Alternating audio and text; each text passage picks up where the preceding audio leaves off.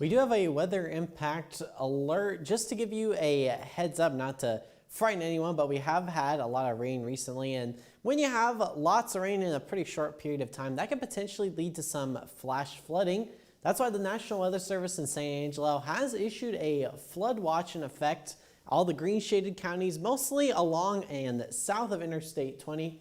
One exception to that, Scurry County, Snyder, you are included in those green shaded counties. Abilene and San Angelo through 7 a.m. Independence Day morning. So if you find yourself traveling, especially toward the east, towards places like Dallas, Waco, or Austin or San Antonio, you definitely want to make sure you're staying safe. I think that the greatest threat for storms, greatest threat for potentially some flooding is going to be across eastern portions of the Fox West Texas viewing area.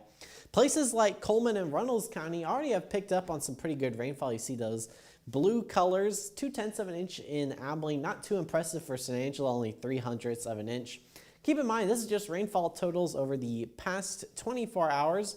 It's really been raining quite a bit this week, which is certainly some good news. We'll take any rain we can get. It is important to realize that there could potentially be some impacts to your travel plan. Looks like most of the rain right now is east of San Angelo and Abilene. Do note some storms between San Angelo and El Dorado. And this thunderstorm north of San Angelo to the west of Miles, that storm pretty narrowly missed us. Thankfully, no impacts immediately to the San Angelo fireworks display on the day before Independence Day. Quite a bit of rain east of Brady towards Mason, towards San Saba. That's where there's a flood advisory in effect. And I want to clarify, no hail, no gusty straight line winds, just a lot of rain. And that is the big weather impact. Some rain right now in the Key City.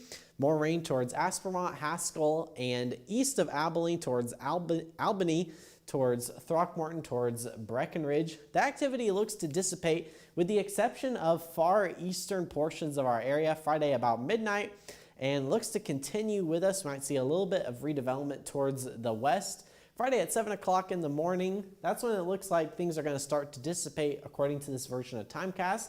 According to this computer model, and maybe a little bit of redevelopment Friday afternoon and evening. Chances are low for one specific location to see a storm. I have about 20 to 30% of us picking up on rainfall during your Independence Day.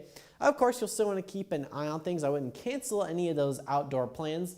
I would just be keeping an eye on radar. And of course, we'll be tracking all those weather impacts right here at Fox West Texas. Saturday morning, any of that rain going to be to the east of the Concho Valley and the Big Country with peak heating of the day Saturday and Sunday. I can't totally rule out some thunderstorms developing in the afternoon.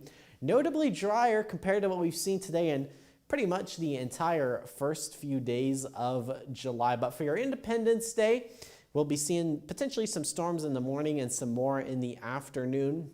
Most of us, though, it's going to feel kind of humid, but temperatures aren't going to be too high. It looks like we'll be in the upper 80s, potentially the lower 90s in a couple locations, especially across western portions of our area where there's a little bit less rainfall. A beautiful display on our San Angelo sky tracker.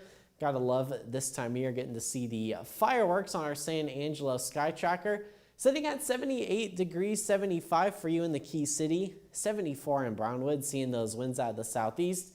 Continuing to bring us that moisture from the Gulf. That's what's kind of allowed us to have these persistent rain chances. Going with 30% coverage of showers and storms for your 4th of July, a high of 89 in San Angelo. Abilene, a high of 88, going with 91 for your Saturday. Can't totally rule out a storm this weekend. And then we look to gradually warm up into next week. You can find all the details online and the latest on social media. Ethan?